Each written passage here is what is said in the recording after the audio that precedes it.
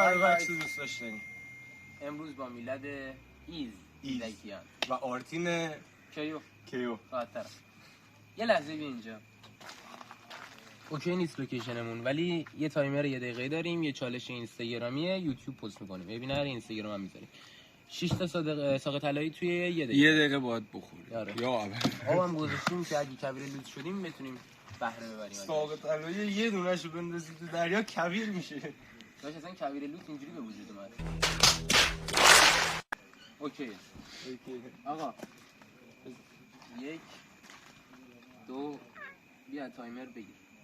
بیا جلو تایمر بگیر. اوکیه. 1 2 3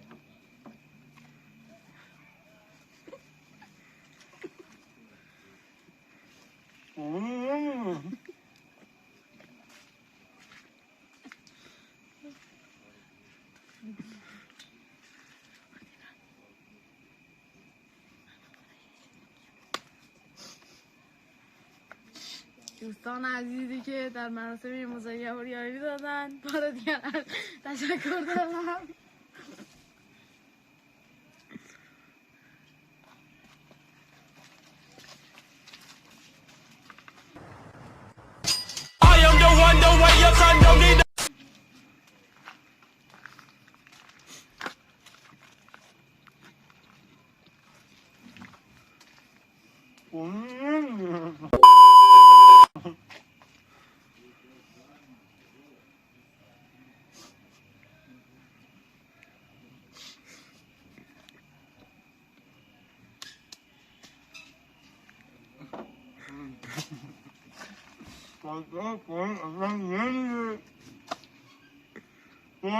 میتونستم بخورم.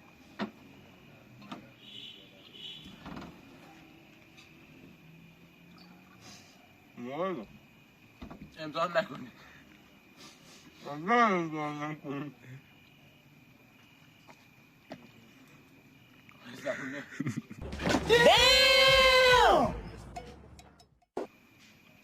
اینجا شما کبیرم.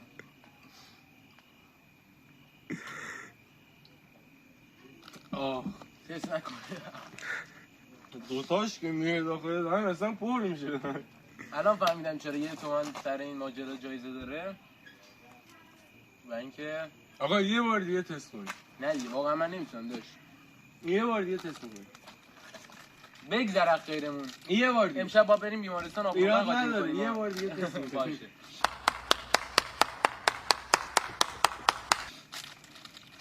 تا دیگه داره بستش کم گرفتم. این دفعه با 4 تا تست می‌کنیم چون نداریم دیگه. تایمر رو نمیگه دادم. مقایش هم خورد شد. داشتم اون کبیرت میکنم. چلی یه لحظه. یه بیا. اوکی برو. بس. نه دیگه آقا. تو 1 دقیقه 4 تا میشه خورد. ولی 6 تا اون قبلی‌ها هنوز به دهندونم چسبیده. مسواک لازم شدیم. خب 1 2 3 کم درد این 5 تا بود.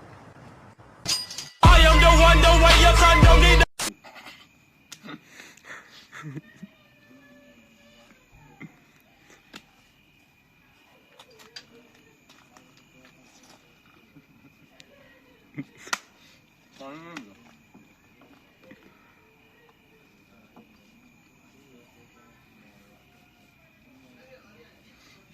Bir saniye.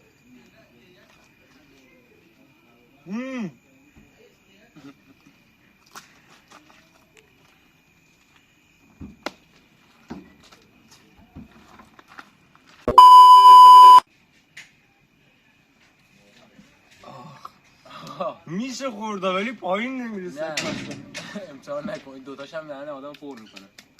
خدا آخه نه من توی اینستاگرام یه دونه پست دیدم یه پیجی که کلا چالشش این کسی خورده بود 6 تا نتونستم پیدا کنم برنده و 1 میلیون جایزش بود.